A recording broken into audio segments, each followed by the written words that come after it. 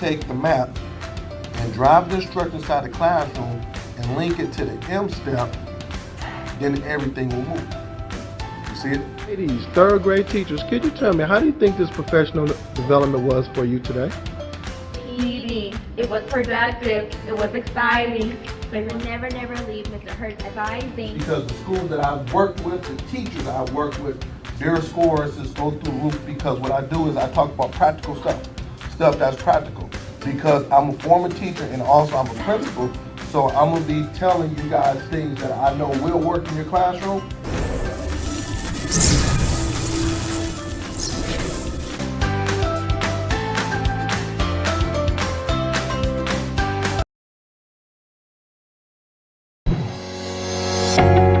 So I believe that, if everybody say it can't get done, I'm like, yes it can, why not?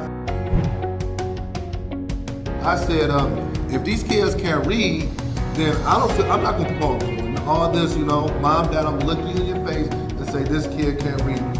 We let them down. School, parents, we let them down, but I'm not gonna take them to the next grade knowing that they're not at grade level.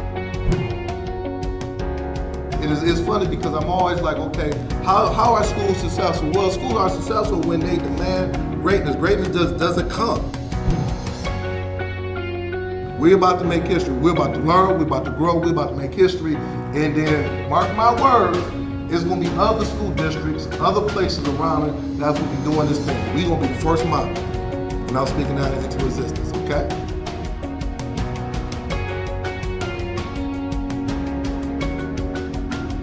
For booking, please visit shurtschoolturnaroundspecialist.com.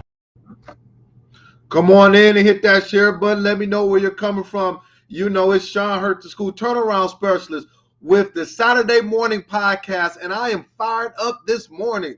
We have a good one. We have a part two on how to take your school from a F to a B. So come on in, hit that share button. Give me about 2 minutes as I get all of my Facebook, LinkedIn, and Twitter friends in. And you told me that you was going to bring a friend. So come on in, hit that share button. Let me know where you're coming from. All right, I'm excited. I'm excited about this one.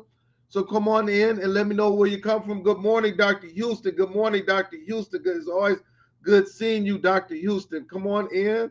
Let me get a few more folks in before I get started.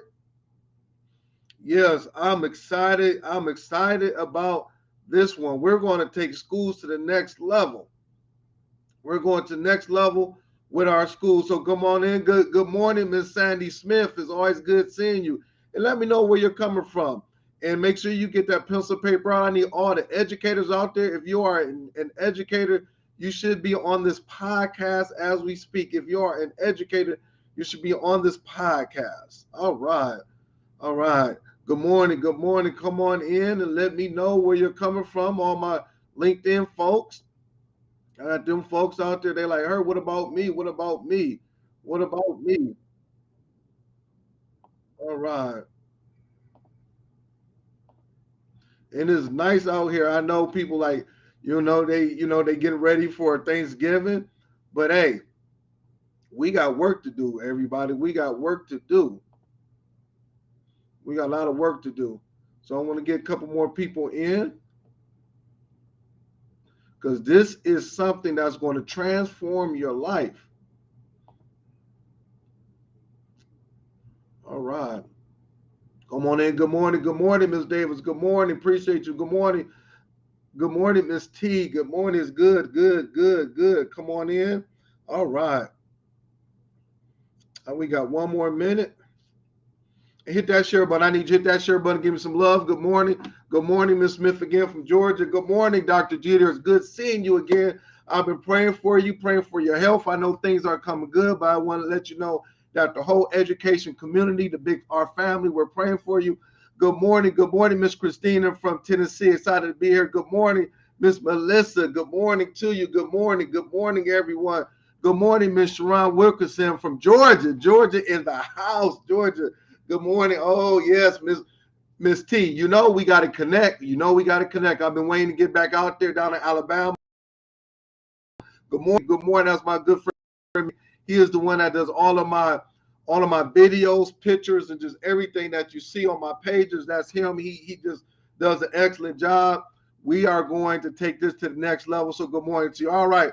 Good morning, everyone. All right, let's go and get started. It is about that time. Good morning, everyone. Sean Hurt, School Turnaround Principal.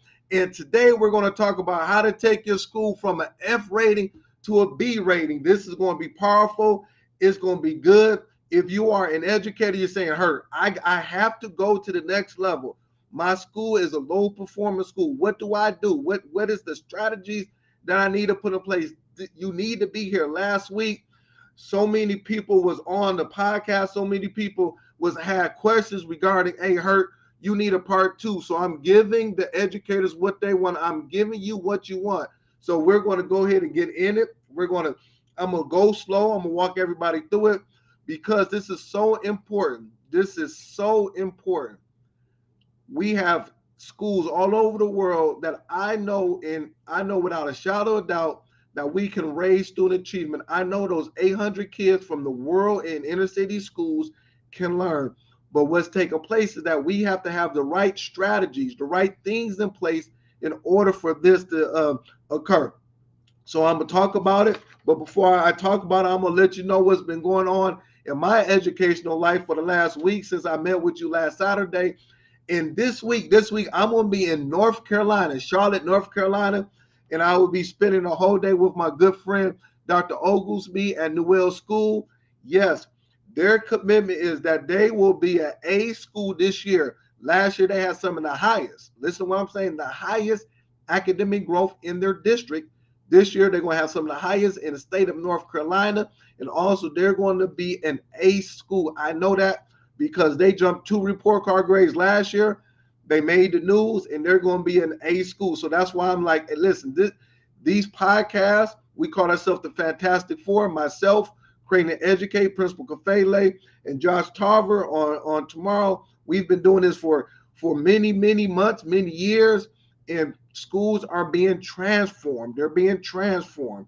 They are being transformed. So this is why I am doing the work. This is why I am doing the work. Okay. Next thing is that 3 schools has made the news within the last month. 3 schools has made news. Say, what type of news, Mr. Hurt? This is good news. 3 schools have made the news because they have had some of the highest academic growth in their state. The news have came out last week. I showed a video of one of the schools. They came in, interviewed the principal. 2 days ago, I received another email, another news clip with another school that I worked with last year, and they were on the news a couple of days ago. So I'm gonna show that next week. But schools are making the news because they're jumping report card grades. They're going from an F to a B, a C to an A. They're getting off the we call it the naughty list, the bad list, the priority, whatever priority list, whatever your state has, they're getting off that list. So I want to give a big shout out to 3 schools, and I'm about to jump to my presentation. Safford Middle School, Newell Elementary School, and Lawrence Elementary Middle School. These 3 schools have made the news. The proof is in the pudding, and these 3 schools, I've worked with these principals. I worked last year with them. I'm working this year with them. And I'm just excited because now I know that these strategies, what we're doing, what we're saying is working. They are making the news. Not only are they blessing the teachers, but the students, the community, the district is being blessed by these schools getting off the priority list. So do you want to be the next school? Which school out there would like to be the next school? Which one? Put it in the chat. Say, Hurt, I want to be the next school. I want to be the next. Put it in the chat. Do you want to be the next school where now you have 800 kids, you have a big assembly, news are coming out, your superintendent is calling you saying, hey, and I'm proud of you. You might mess around and go from a principal to assistant superintendent. You might mess around and go to a superintendent. These things are taking place. I'm not making this up. I wish I was making this. I am not making this up. These things are happening. So that's why I'm excited. I'm pumped up. So let's go ahead and just jump in it. Go ahead and get that pen, that paper out, and hit that share button. Give me some love. Hit that share button. Subscribe to my YouTube page, please. I am looking to take my subscription to the next level. I have information for the last like 45 videos of just work that I'm doing, classroom management, data, student achievement, you name it, classroom management, principal development, whatever you need, I have it on my YouTube page. So, hey, go ahead and check it out. All right. So last week, I talked about the 5 things that you need in order to go from an F school to a B school in 1 year. I don't believe that 3 or 4 or 5 years thing. No, I believe in 1 year. How do I know? Because the 3 schools that I said did it in 1 year, and in me as a principal, I was a principal of a high school, elementary, and middle school. In all 3 of my schools, separate schools, we raised student achievement in 1 year. All right. So now, last week, I talked about I talked about you must transform your school from a principal to you must transform yourself from a principal to an instructional leader. That was the first one. Second one was you must develop a superstar leadership team. That was number 2. Number 3, I'm gonna talk about it. That's where we left off on it. So this is part 2. Number 3, what gets measured gets done. Measure what matters. Write it down. I'm gonna go slow. What gets measured gets done. Measure what matters. So, for example, as a school, whatever you measure will get done. If you are a school that is focused on student achievement, and I'm not just saying it, but really focusing on student achievement, that is what will get done at your school. That will get done at your school. Okay? But if you're a school, and I visited a couple of schools this week, and their focus is not student achievement, their focus is just, hey, let's have it, let's the environment be nice. Let's just have a lot of fun. You know, we got bake sale on Friday. We got the football game, homecoming on, is nothing wrong in that on Saturday.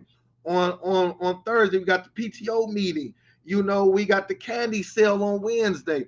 We got all these things. That's what you're focusing on. So at the end of the year, you ask the question, why is our student achievement not high? Why are we just only growing 3 or 4 proficiency points? Why are we staying a D? Because you are focusing on the wrong things. I'm not saying that you are not working hard. Yes, you're working hard, but you're not working smart. Switch it up, and you must focus on the right thing. Well, what is the right thing? The right thing is student achievement. Now, under that focus right there, you say, okay, Hurt, I got it. I'm gonna change up. I'm gonna change up on Monday. I'm gonna get back and I'm gonna change up. Now, what does that look like? The question I want to ask you is that, are you measuring your data? Do you know your data?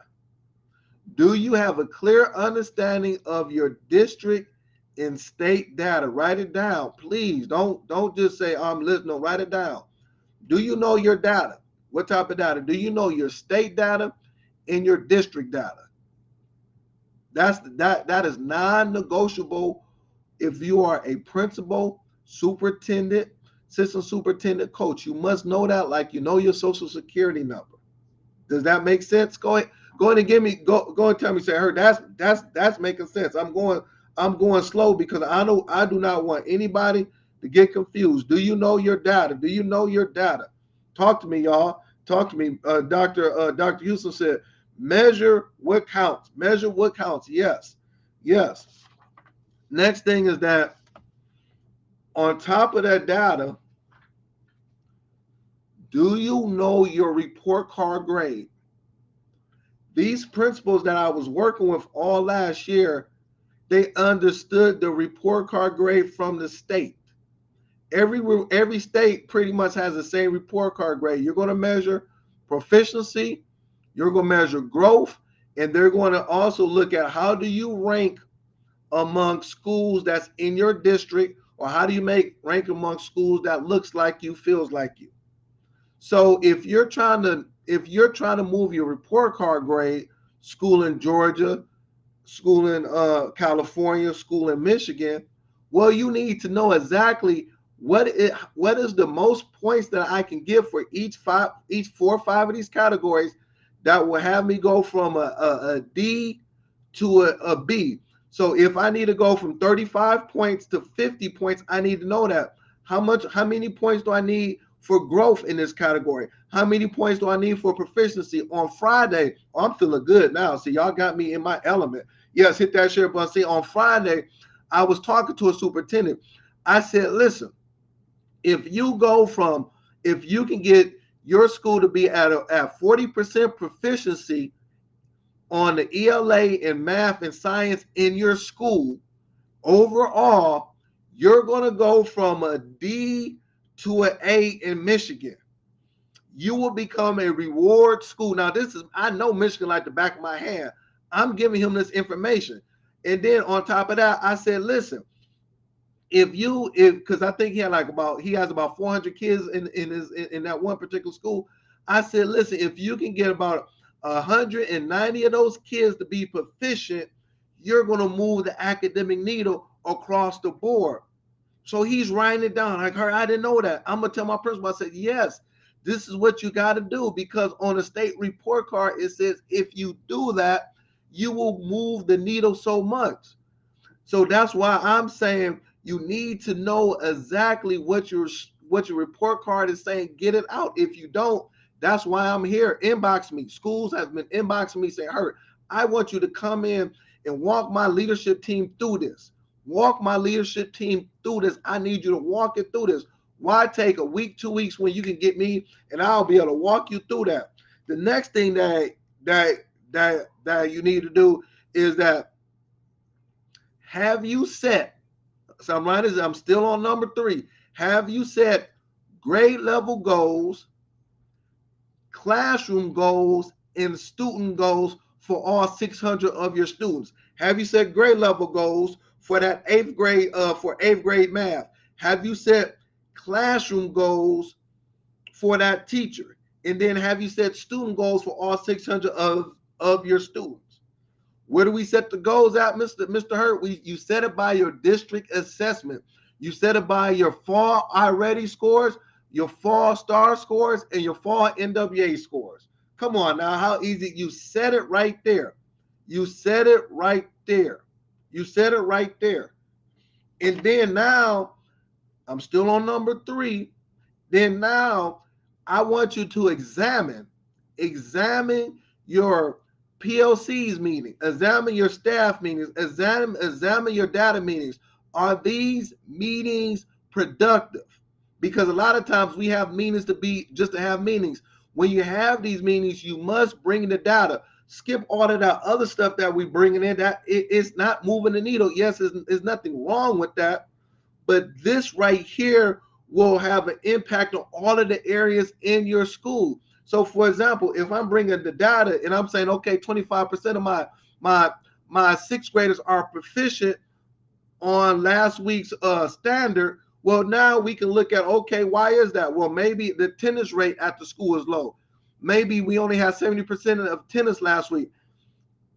Maybe classroom management needs to be taken care of. I need to get my teachers some classroom management. Maybe what we're focused on is not what is leading to what we need to have inside of the classroom. These things will allow you to look at that, but your PLC meetings, a lot of times we just bring the stuff like, oh, the kids were bad. Oh, we next week we're gonna have the Thanksgiving party. Who's gonna bring the turkey? Who's gonna bring the mac and cheese? Stuff like that. Oh yeah, you know what? We're gonna have an assembly next week, and we're gonna have a Scholastic books that's gonna come in, and we're gonna have an assembly and all. That's fine. That's cool. But at the end of the day, I want you to move your school. At the end of the day, that's not what's going to help you move this school. At the end of the day, bringing that data, open up that data, understanding your data, talking to your data, using the data to drive the instruction, using the data to set goals, using the data to go to your superintendent and your assistant superintendent and say, these are our goals for the end of the year. That is what's going to make you move the academic needle. Once again, like I said, oh my God, what gets measured gets done. Measure what matters. Yes, oh, Ms. Stevens said I'm talking good, Doctor. Yeah. See, because I'm passionate about this because we need more schools to move.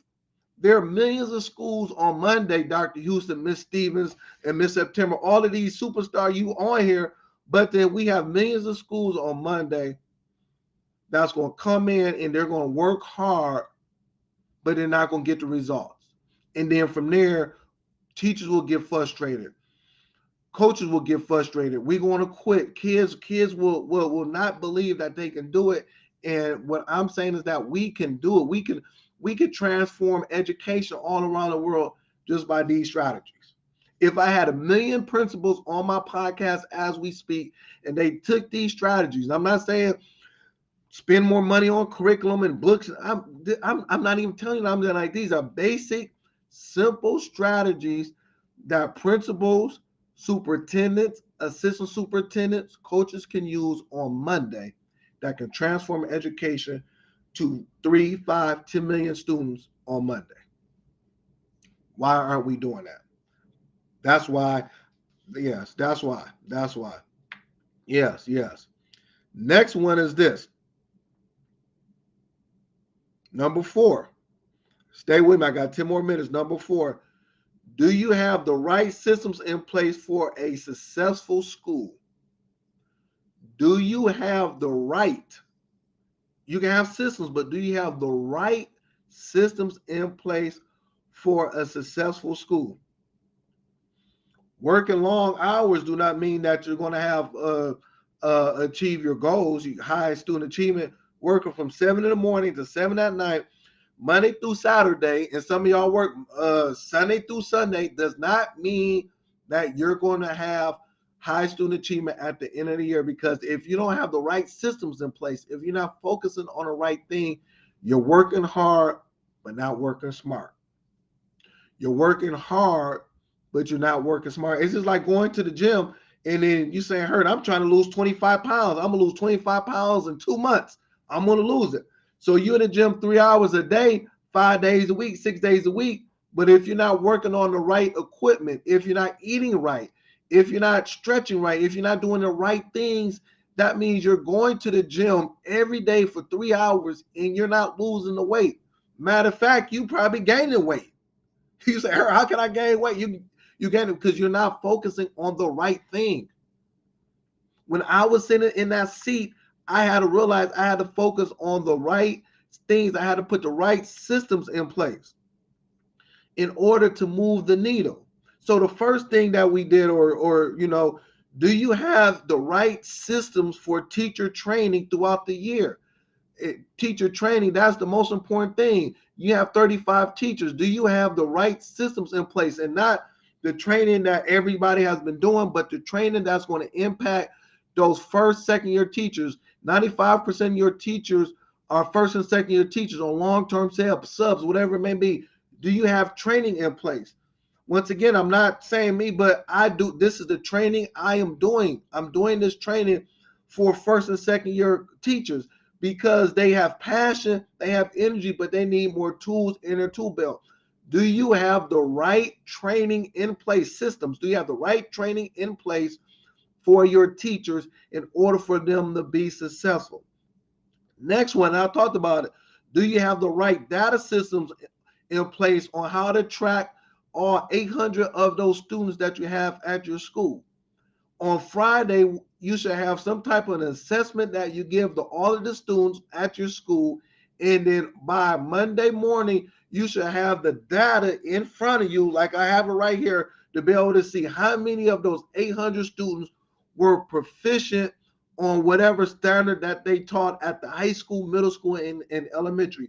What data systems do you have in place, school principal, district, in order to get 800 data points in your hand as a principal? So now on Monday, when you have your POC meetings, your data meetings, whatever meeting you're having, you can be able to talk to it. How are you tracking your data, the data systems? Next one. See, I'm giving you the answer to the test. Hurt, you give it. Yes. Hit that share button. Let me know if this is good. Let me know if this is good. And once again, we have to get this out. The next one is this. How do you deal with discipline in your school so you will be proactive instead of being reactive? How do you deal with discipline in your school? What systems do you have in place? Well, I got 4 deans of students. No, that's not a system. Well, when the kids come down, we got a ISS room right there in school suspension room. No, that's not a system. Stop it. That's not a system. What systems do you have in place that will deal with discipline in your school instead of being proactive instead of reactive? Well, explain to me. One of the best systems that I've seen on all of my schools, and Dr. Oglesby is on here. She has one of the best systems that I've seen to deal with discipline. She has this elaborate PBIS room. She promotes positive behavior in the morning, but when the kids come in, she has systems in place that you give tickets out at the end of the week for homework, for good behavior. They go to the room and they get on. And that is a system. What systems do you have in place that's going to deal with it? You know, we use a system at my school, and Ms. Stevens could talk about it, is that I put it was called all hands on deck. I'm going to say this again. All hands on deck. I'm going to say it for a third time. Please, Hurt, you say, well, what does it mean? Inbox me. I will let you know. It was called all hands on deck, where we use everybody who was a living body that was not a classroom teacher.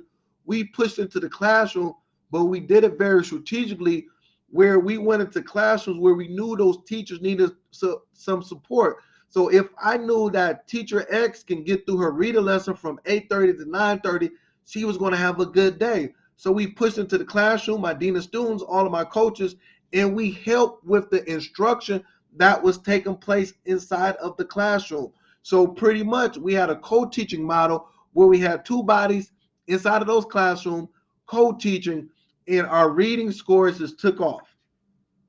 Oh, I can't believe that. Yes, reading scores took off.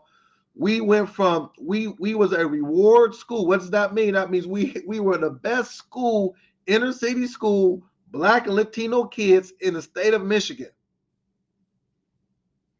What systems, suspensions, we would, let's be real. We would probably have about 4 or 5 kids a week come down to the office, just come down to the office because of whatever, timeouts, whatever it may be. And we was probably suspending maybe 2 or 3 kids a month. So within a year, we only suspended about 20, 22 kids. That's 1 day suspension. We have some schools I'm working with, they're suspending 21 kids in a week, 2 weeks.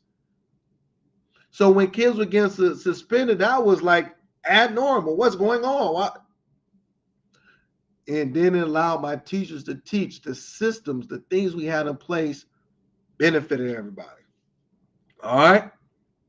Next one. Is this sounding good? We need a system to support our new teacher more. Miss Williams, that's what I'm saying. I have training. I've the schools that I talked about, I've been training them. They got the systems. We put these things in place.